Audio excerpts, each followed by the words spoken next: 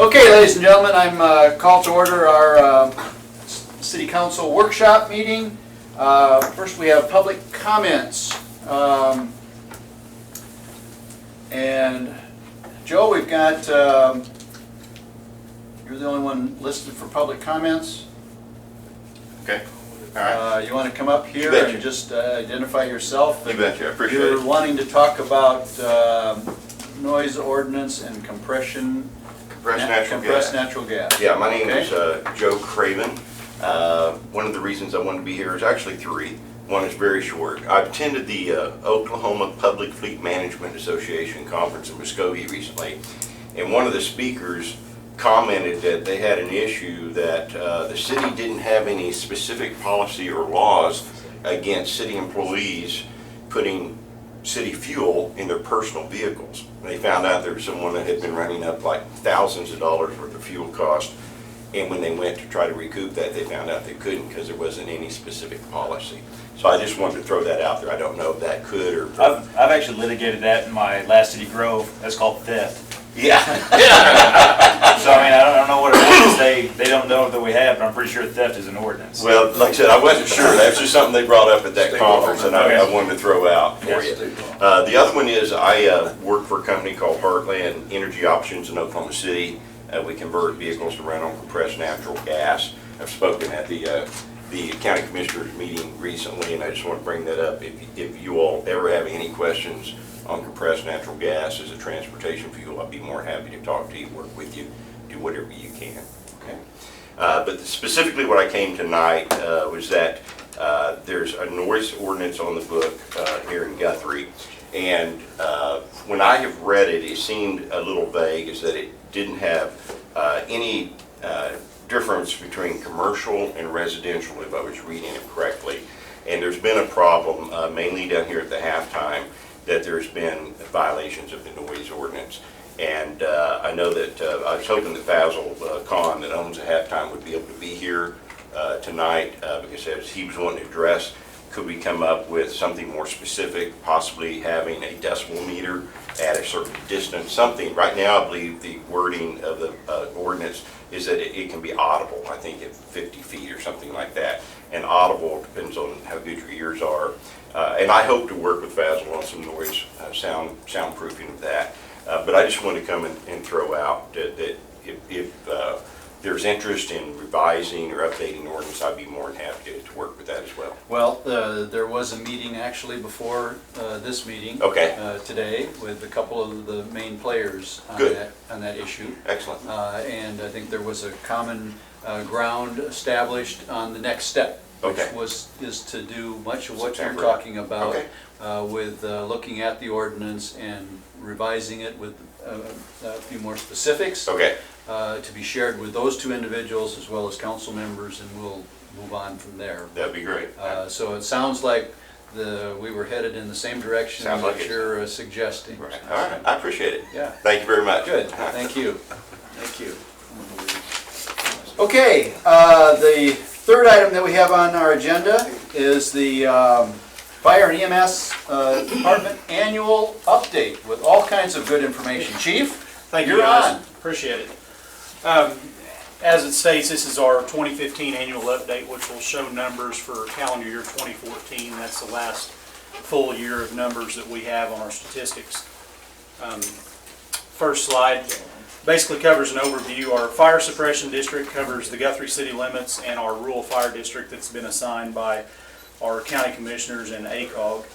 It encompasses a total of 141 square miles.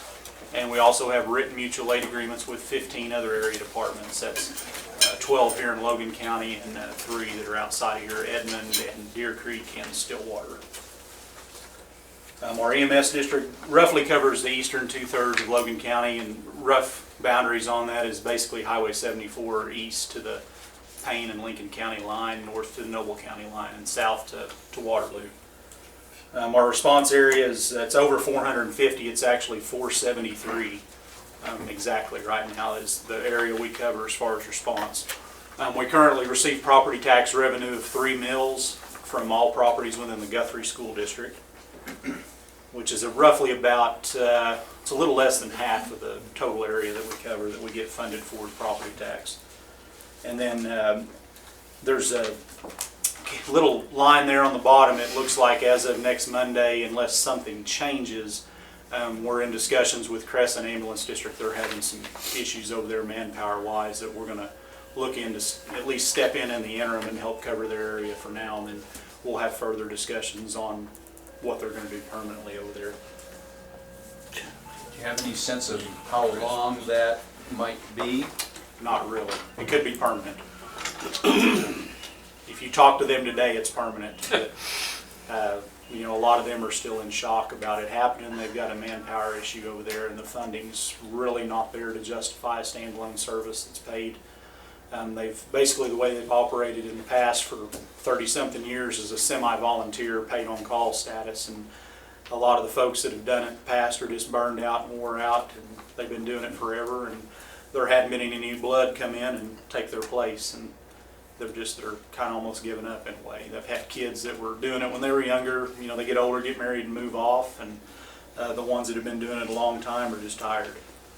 So that means the bean supper's going to quit now. Well, They got a ladder truck.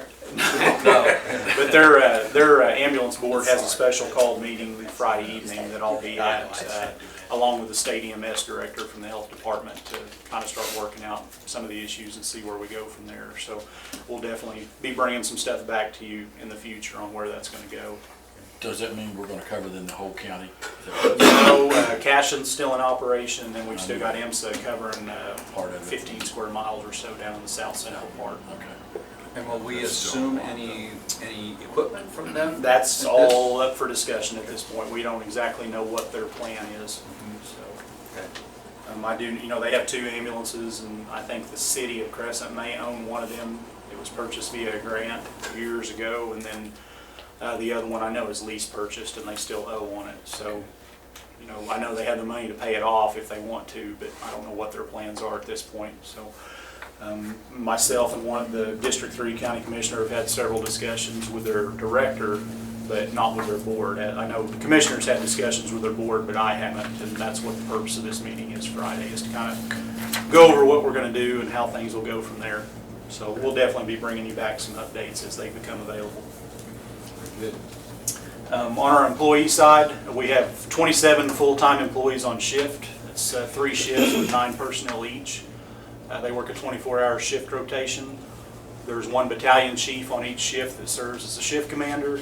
And then we have a 6-man daily minimum that allows for the vacation and other leave that's guaranteed in those guys' union contract. And I'm the only Monday through Friday administrative employee. Next slide basically breaks down how each shift is manned. There's 1 battalion chief, 2 captains, 1 lieutenant, and 5 firefighters. Our minimum requirement is to be licensed at the EMT level. Each shift currently has 2 paramedics, and most of the department is an intermediate or advanced level EMT. And we have 2 more that are halfway through their testing process for their paramedic license. They just have to go take their practical skills test next week, and then they'll be licensed. And then we have 2 more that just started paramedic class about 2 months ago. So we've done a lot in terms of our level of service just in the past year and a half. 2014 call statistics, we ran 1,707 EMS or medical related calls, and then 1,197 fire incidents, which includes car wrecks and other fires and stuff. Next page, we have the 1 fire station at 209 East Springer, and this gives an inventory of the vehicles and equipment that we have there. We have 2 engines, 1 65-foot ladder truck, which you guys know is permanently out of service right now, 4 brush trucks, 1 medium-duty rescue, 1 Polaris ATV, 1 water tanker, 4 ambulances, 2 command vehicles, 2 utility staff vehicles, 1 rescue boat, and 1 special operations technical rescue trailer. And then the next couple of pages just kind of gives an overview of our vehicles and year models and stuff like that. Our 4 ambulances are 05, 06, 13, and 15. All but 1 are 4-wheel drive. And as the asterisk designates, all were purchased with funds from the Logan County I-1 EMS board. Our engines are a 1991 and a 2001. and then our ladder is a 1991. Next page is our 4 brush trucks are a 92, 96, 98, and 06. All but the 96 were purchased via funds from the Logan County Rural Fire Sales Tax, which has been super beneficial to all departments in the county. The 92 Freightliner and the 98 Stewart & Stevenson are former military chassis that we acquired for free from the state and then spent money to have those retrofitted for fire use. Our rescue's a 2000 International, also purchased with county fire sales tax funds, and then our tanker is a 08 Freightliner with 2,750 gallons of water. The chassis is also a former military vehicle acquired through the state, and then we had the rest of it fabricated with county sales tax funds. Next page are 2 staff utility vehicles. We've got a 2010 Ford Crown Victoria and a 2014 Dodge pickup. And these are basically, the pickup will haul equipment, pull the boat, pull the trailer, pull the Polaris, whatever needs to be done, run errands, pick up hose after a house fire, go to schools if the car is unavailable. The car's primary function is for folks to go to training and stuff. It's got 4 doors and a big enough trunk that the guys can throw their gear in the back and still seat 4 decent sized guys comfortably in there. Our 2 command vehicles, 09 Tahoe and a 2012 Ford F-250. The F-250 was purchased with county fire sales tax funds along with the 2 staff utility vehicles. And then our 2010 Polaris 6x6 is a Polaris side-by-side 6-wheel drive. We've got an EMS skid that will transport a patient and an attendant and all our gear for football games and other special events. It's come in very handy for some of the downtown festivals and music festivals and stuff like that because it's a lot smaller. We can get it in and out of these tighter areas where there's a lot of people. And then we also have a wildland fire skid unit for grass fires and brush fires that we can slide into the back of it if need be, determing on what kind of call we need it for. And that's pretty much it. Call volume has gone up. Last fiscal year we were able to hire 3 more people, and Kim sent out our year-end numbers this afternoon, and we more than paid for those folks with the ALS revenue from hiring 3 paramedics. So we actually, our budget actually came out with more revenue than expenditures this year, which is nice. We haven't done that in a long time. With the exception of the newer vehicles, is everything high mileage? No, they're high hours. The ambulances, of course, are high mileage just due to what they do, but engine 3 is a 1991, but the truck only has, I think, 25,000 miles on it. But it sits around it. But it's probably got 15,000 hours on it from sitting and idling. Yeah, so they don't travel a lot, but they run a lot as far as engine hours. Same thing on the brush trucks. Even the 96 Chevrolet's only got, I think it's got 35,000 on it, but if you look at it, it looks like it's got 400,000 on it. I mean, it's beat up and worn out, and it's still a good truck. It runs good. It won't die. But In the hill and back? Yeah. Okay. But it's a good truck for what I it figured is. it's kind of like my tractors, you know, you can sit there and they're idling. Yeah, yeah. The problem we started running into, you know, the 1991, it's getting harder and harder to get parts for it just because it's, you know, approaching 25 years old. They, you know, some of the parts are simple Napa, AutoZone, O'Reilly's type parts, but a lot of them are, you know, special to the fire apparatus manufacturer, and they don't always keep those older parts in stock. So as it keeps aging, you know, we'll keep running into that problem. And ISO recommended us, when we got our last rating last year, we really need 3 engines to meet the gallon per minute demand for some of the buildings in this city. So we got gigged a little bit there, but 1, we don't have anywhere to put it right now, and 2, monetarily, we don't have the money to get a 3rd one. So What's our current rating? we have a 4. Yeah, it's a split 4-4Y, which, get into technicalities, it's 4 within the bulk of the city limits. There's areas out towards your house, Jeff, and down around Liberty that are higher than that just because of the distance from the station. In town proper, it's a 4, which was down a point from what it used to be as a 5, which down is better. We're this close to being a 3. We're less than 3 points from being a 3. That buying a 3rd engine would get us there easily, but and our manpower numbers increasing will help as well. But without some big money projects as far as manpower, you know, an engine and stuff, we can't really get a 3 right Why now. does that concern the average citizen that's out there watching this right now? Insurance rates, more so on the commercial side, because, you know, those policies cost more, but Yep. insurance and or residential and commercial are both affected by ISO ratings. So jumping from 5 to a 4 was some savings. If we jump down to a 3, it's even more savings for everybody out there. So it is important. But you talk to us a little bit about the fire prevention activities that you all. October, as always, is Fire Prevention Month. We've been to all the elementary schools and done fire prevention education with all our youngsters. We've had the St. Mary's group. They were going to come in, but they had scheduled for homecoming, so they've rescheduled and are coming in later this week, which they always come in. We always get the kids coming in at least twice a year. Towards the end of the school year, they'll come back right before school's out, which is always great because a lot of those kids are at home, sometimes alone during the summer, and if we can get you know, fire prevention education in their minds, it may keep them from, you know, playing with outlets or playing with fire or something like that that might cause an accident in their home. But we either go see them or they come in and see us. We've got our Sparky the dog outfit that's always a hit with the little kids, and just teach them that, you know, we're there to be their friends and we're safe. You know, don't hide from us in the event that you have a fire in your house. And, you know, we try to at least hit all the schools once a year, if not twice. What's the, oh, Go ahead. the 3 mills, can you remind us about the 3 mills? How did we get the property tax? At 3 I mills? don't know the year for sure. We'd have to go pull the records, but probably in the neighborhood of at least, probably 20 years ago at least. The property owners in the Guthrie School District at some point apparently had petitioned the county commissioners and requested a measure be brought to a vote.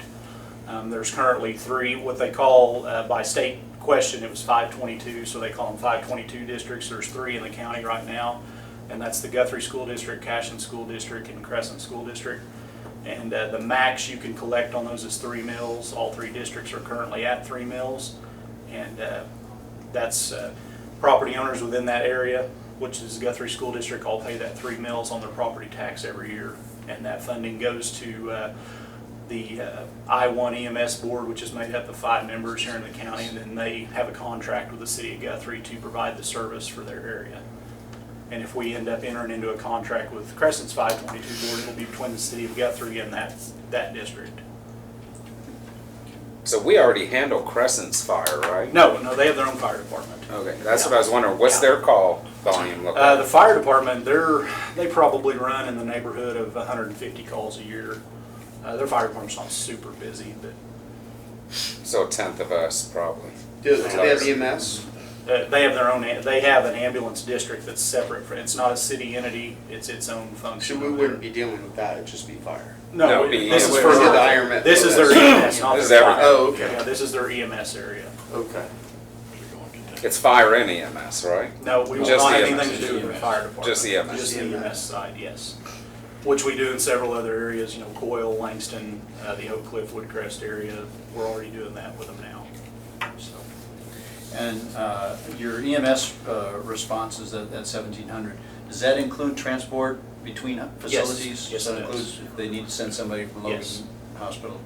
Who pays for that right now? Or who would pay for that? Is that something we have to negotiate? what do you? So, I mean, even like Oak Cliff, like if we have EMS with Well, them, if it's in do the they Guthrie pay? School District, those property owners are already paying a property tax Okay, to help okay. fund us. And then any transport that we do bill, you know, the patient and their insurance. What if we go outside the county? Do we go outside the county at all? Not outside of, well, we have mutual aided calls into Payne County before, Okay. and I think we've been into Oklahoma County very rare occasion to help EMS out. But the way the laws read, if you respond, you have the right to bill for that call. So we bill every run that we make if there's a transport run. If we go out there and the patient refuses to go by ambulance, there's no bill given, and we don't recoup any revenue from that. Do you know what our average response time is right now? 6 minutes. Which Here locally. Yeah, What no, about- that's currently in our whole response district, it's 6 Right. minutes. But the thing about that, you know, there's more calls in Guthrie proper than anywhere else. And those call times are, you know, 2 to 3 Yeah, minutes. so the average- So it's bringing the average. Because Yeah. Crescent, Yeah. I don't see you getting to Crescent in 6 minutes. No, no. But we mapped it the other day. It's a mile further to the nursing home in Crescent than it is to Coyle. So it's really not any further than calls we're making. It's actually shorter than some calls we're making. Now, things north of Crescent, yeah, it's going to be a little more, but you know, we currently run way down in the southeast corner of Logan County, and there's no easy way to get there. And that's a long way out. So rough roads and long distance. On the one administrative employee that you guys have, why is that significant? Fire and Police Arbitration Act, how many of you guys are allowed to have it or not? We can have myself and one, what they call an administrative assistant, which can be an assistant chief, deputy chief position. Everybody else on the department by Fire and Police Arbitration Act can be in the union. They don't have to be, but they're all covered under the agreement of the union. So, you know, you can have me and you could have one other, but that's it. Everybody else is in the union and subject to that bargaining agreement. Why don't you have an assistant? Money. I mean, that's, bottom line, it's money. That was the next slide he left off, John. Back in, Well, I was just wondering, it's you know, Green dollar bill. well, my senior guy that I've got on's been on 25 years, and when he started in 1990, we had a chief, a full-time assistant chief, a full-time fire marshal, a full-time training officer, 9 or 10 man shifts. I think one man had a 10th man that was a floater to cover days off and injuries, and then they had a secretary as well. But back then, the secretary handled all the billing, and we third-party contract that now. But you know, they weren't paid near as much then, and you know, the town really hasn't grown significantly inside of city limits. it's not a priority necessarily to have an It assistant. is. I It mean, is. well, we honestly need a fire marshal bad, just to keep up. Jim Hankey down in planning is helping out with a lot of our inspection duties and code duties, but ultimately we need one to kind of keep up with that. And as our EMS district starts getting busier even more, and if we do grow and you know permanently cover this Crescent area, we're honestly going to have to in the future start looking at an 8 to 5 Monday through Friday EMS person to cover. Just we have a shift captain that handles our supplies right now, and you know he's only there every third day. So if something crops up when he's on his days off, you know the guys have to try and get a hold of him, and he has to catch up when he comes in. So just down the line, for quality assurance purposes, for him to review runs and stuff as we get busier, that'll definitely be something we need to look at. That and also takes a special individual that will want to come off of being underneath a union contract and coming Correct. on to being just purely administrative. Yeah. So, I mean, sometimes it takes a But it's closer to convincing- retirement a lot of times when they don't have a whole lot of time left in their career and they're okay with getting out from under that union protection. And that's, Some guys and that's will why I do asked the some question, is that oftentimes people don't know underneath the Fire Police Arbitration Act exactly who is covered, who is not covered. So that's why I asked the questions, that at the end of the day, it comes down to two. That was my question. On Crescent, obviously in your negotiations, I mean, you're gonna need to hire staff, right? We, I'm taking you know, that Bruce down. and I discussed this a little bit. This all came about within the last week. I mean, it was quick that they kind of pulled the trigger and decided they were going to shut down. So there's a lot of unknowns at this point. Theoretically, yeah, we're going to have to look at adding some staff, which between their property tax revenue and projected billing revenue for their call volume, there'd be money there to do that. Maybe your assistant. Yeah, at this point, if we're going to be running more calls, we're going to need to look at shift personnel more than anything. Maybe down the line, possibly. You know, the other problem is down the line, if this is going to be a permanent deal, we already need a second station south of town, and if this is going to be permanent, you know, we're going to have to start looking down the road ways at building one back on the west side of town somewhere, probably further out than the old one was. But you know, if we can get 5 minutes closer to things over there, it's going to help them out. And ISO wise, for our folks outside of city limits and on the west side of town, it'll help them on their insurance ratings as well. Two highest priority capital needs and personnel needs. Right now, the number one is a ladder truck. If the insurance service office comes in today or tomorrow and sees us without one, they're going to jack our insurance rating back up. We have a lot of upset citizens. So right now, just for that purpose and life safety purposes, I mean, there's buildings in town we can't access without one. So we're going to be waiting, you know, minimum 25, 30 minutes to get one here from Edmond. And if they're unavailable, we're talking Stillwater. So, oh my gosh, yeah, a lot longer to come from them. So, and I know the question will get asked, why do we need one? Well, We far exceed the minimum number of 3-story or taller buildings required by NFPA to have one. The other category they look at is required gallons per minute to extinguish a fire, and that's 3,500 gallons or more. And the whole grading schedule on that, if you have 5 or more buildings that are 3 stories or greater in height, and or 5 or more that require 3,500 gallons per minute or more to put out, you're required to have at least a 75-foot aerial device. And either way, we exceed that, whether the number of buildings with gallons per minute or the height. Just in hotels, we just about meet it. But you've got the building across the street, the building we're sitting in now, the Publishing Museum, the Victor Building, several here in town that are 3 stories or taller. The courthouse, the 6-story Masonic Retirement Building. I mean, the list goes on. There's a lot of them here in town, and you don't really think about it till you start looking around and counting them, but they're there. So right now, that's the number one capital need. Probably right after that is looking at a second station and a 3rd engine. Right now, with the ladder truck out of service, if I have an engine down for maintenance, I'm down to 1 engine to service our entire area, which is not good. Ideally, we need to have 3 in a reserve, but that'll never happen. Just having 3 would be mostly sufficient.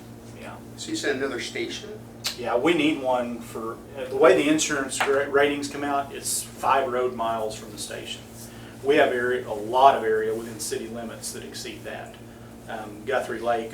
I just talked to an insurance agent yesterday that was writing a property on West Drive, down off the south end of Guthrie Lake, 5.3 miles. So they're in the insurance world, they're considered to have no fire protection because they exceed the 5-mile rule. So we've had, I can count 3 stations that we've closed down over the But course they've of all been in years. town.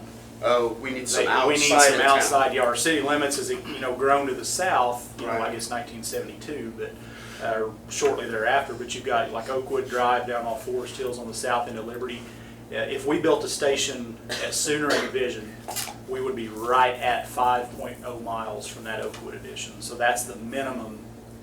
We've got to at least go that far south to cover everything within the city limits. But wouldn't you go west and you can hit south? Well, it's 5 road miles, Yeah. so we've got to go It's right further towards that your way, house probably. to be able to get 5 roads of or 5 miles. Well, of travel. I was thinking down Broadway, but it would be way more than 5 road miles. With the ambulance stuff, our ambulance district goes over past Highway 74 in some places, and if this Crescent deal becomes permanent, a station out west of town, somewhere in the Cedar Valley-ish area, would be That's what I was optimal thinking. as well. And discussing with their town board, that might be an option in the future. They, being the small town that they are, they may be able to acquire some kind of grant money to help fund the construction of that. But that's all future discussion. We can talk. Okay, all right. Other questions, the chief? All right. Well, thank you very much. Appreciate it. Appreciate that education. 4th item is future items for discussion. We have a list. Not that I'm aware of. Z, you got a list? We got the old list that we still haven't finished. Yeah, 'cause there are several things on the list. We're working on it. Guarantee that.